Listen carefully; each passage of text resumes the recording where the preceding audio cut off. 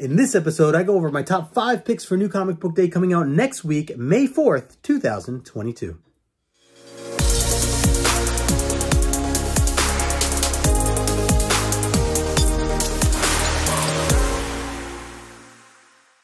What's going on, everybody? Justin here, aka No Good Comics, and welcome back to the channel. In this video, of course, I'm going over my top 5 picks for New Comic Book Day coming out next week, May 4th, 2022. May the 4th be with you. Star Wars Day. What a perfect day to have a new comic book day for all you Star Wars fans out there.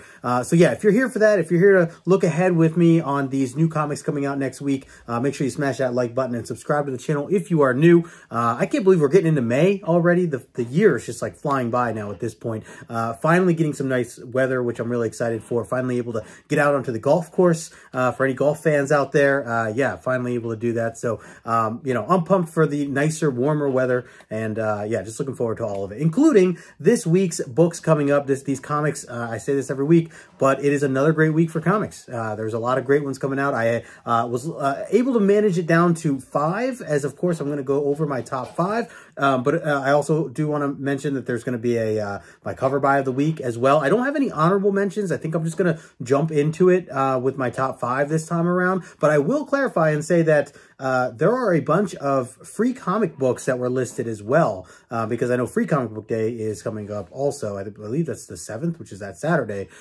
which is really exciting as well. And I plan to do a lot of hunting on that day. I know Zap Comics usually has a huge sale, so that's where I'll be probably pretty early on. I'll probably be lined up at like 6 a.m., maybe even 5 a.m. in the morning to try to get into Zap Comics nice and early to get all the good deals going, because they usually have a crazy sale of like, you know, 50% off a lot of their wall books and things like that. So, and their back issue bins. So yeah, it's usually a good time, but I can't wait. So I love this time of year, you know, with Free Comic Book Day and everything else. Let's get into the books. And actually, before we even do get into the list, I have a new question for you, another question of the week, and appreciate everybody who's been participating in these questions of the week. So I'm going to put the question up right here. What type of comic book bags do you prefer to use for your comics?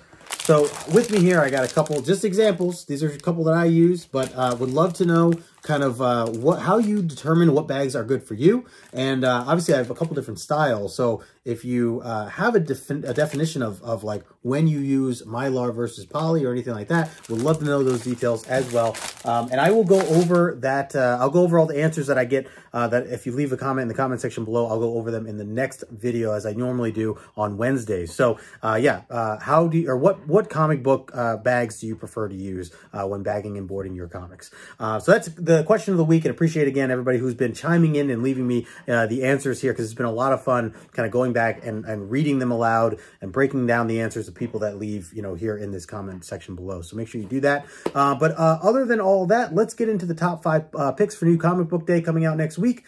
And I'm going to kick it right off with my number 5 pick, and it's going to go to Giant Size X-Men Thunderbird issue number 1. I believe this is just a one-shot, as giant size issues are. Really excited for this because it's Thunderbird. He's back. Spoilers, I guess I should say.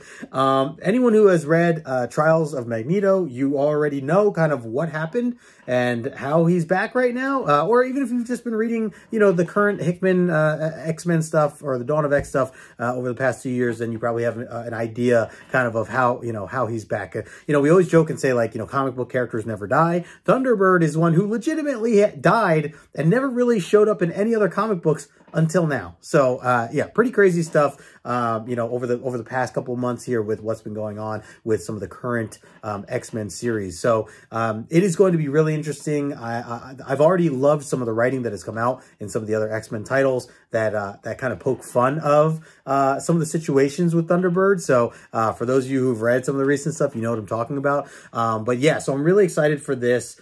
Just in general. And I see Steve Orlando, he's doing the writing on that. I believe Steve Orlando did work on The Flash a couple of years ago, over the past year and a half or so. Nyla Rose doing the writing as well. So, okay, so there's 2 writers here listed, and then the artist David Cutler doing most of the artwork. Let's see, it does say designer by Tom Mueller, so I don't know what role he played. And then Ken Lashley doing the cover here. It's a dope cover. Yeah, so I'm putting it on my list at number 5 just because I'm excited to read more about what they're doing with Thunderbird, like what's been going on and where they plan to go with this character now that he's back. So that's it. That's gonna be my number 5 pick of the week. Giant Size X-Men Thunderbird issue number 1. Going into my number 4 pick of the week, it's going to be a Tom King book. It is DC's Batman Killing Time. This is issue number 3. I've really been enjoying this. Definitely a bit of a complex read, something that I've found myself having to kind of read through again, second or third time. Of course, it is Tom King.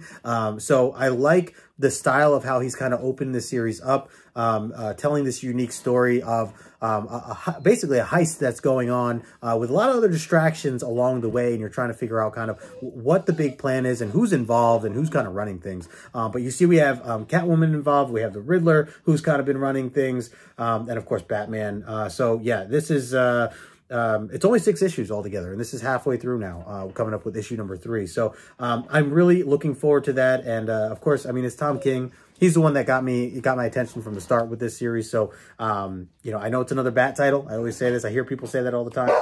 I'm down. I'm down for it. See, my dog's down for it. He's excited. So that's why it's number 4 on the list, coming in for Batman Killing Time issue number 3.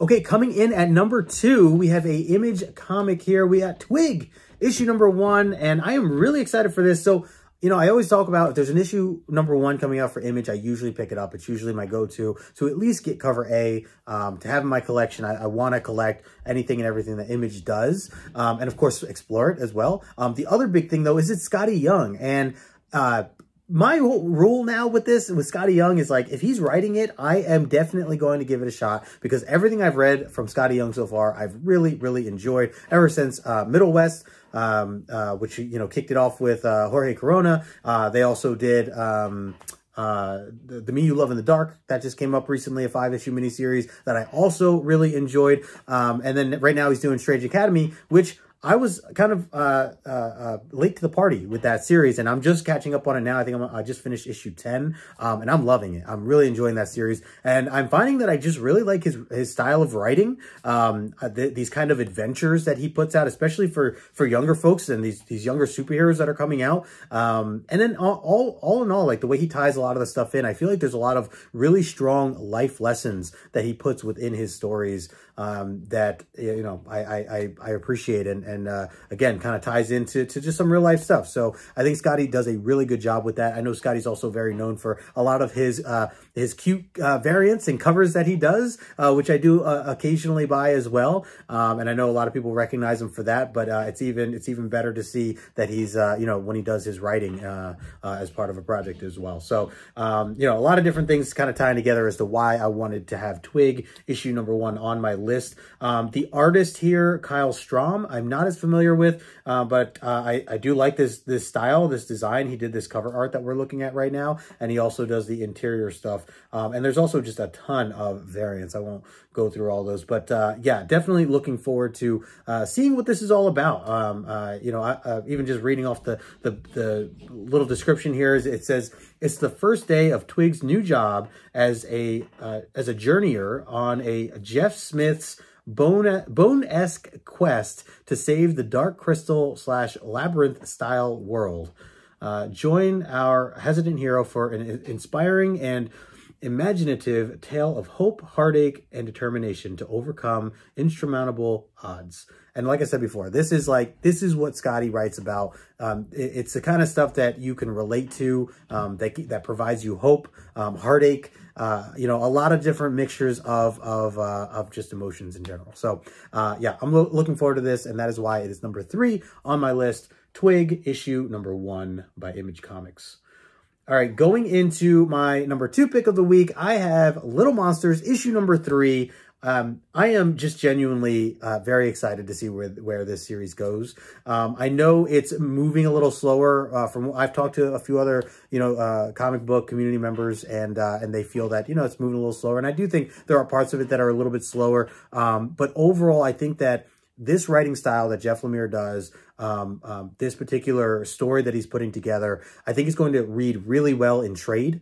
I'm just such a diehard fan of Lemire, though, and Dustin Nguyen, the team that they are, that maybe I'm a little biased as well to it, but I am still all in on this. I really like this series so far, and I do think that we got enough. I mean, in the first 2 issues, I like the direction that it's going, you know, kind of building up to learning a little bit more about these kids and their situation, and just seeing like where it goes, what, you know, we don't even know necessarily like who the bad guy is per se, or if there's hope for these kids who happen to be vampires, right? They live in this like kind of post-apocalyptic world now. You know, from what we got from last issue, it seems like, you know, one of the kids kind of already got a taste of blood for the first time. And so, yeah, that's kind of making things interesting. So, again, Dustin Nguyen doing the artwork. I'm in love. I love that their team stuff that they do, they've done on Descender and Ascender. And so for those reasons, I'm always going to have this